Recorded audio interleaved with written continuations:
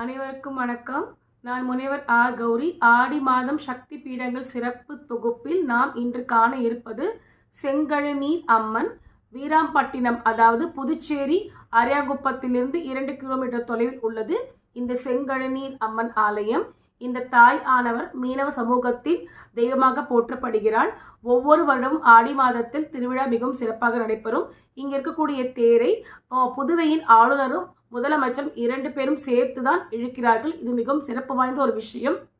மேலும் இந்த அன்னையானவள் ஒரு மரக்கட்டையாக கடலில் ஒரு மீனவரான வீரராக அவருக்கு கிடைத்தால் அன்றிலிருந்து ஒரு கோயில் அமைத்து அன்னை அனைவரும் வழிபடுகின்றனர்.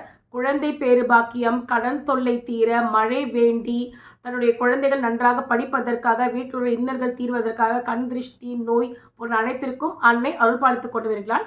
இந்த ஆடி மாதத்தில் அன்னையை கண்டு நாம் அவள் ஆசையை பெறுவோம். நன்றி, வணக்கம்.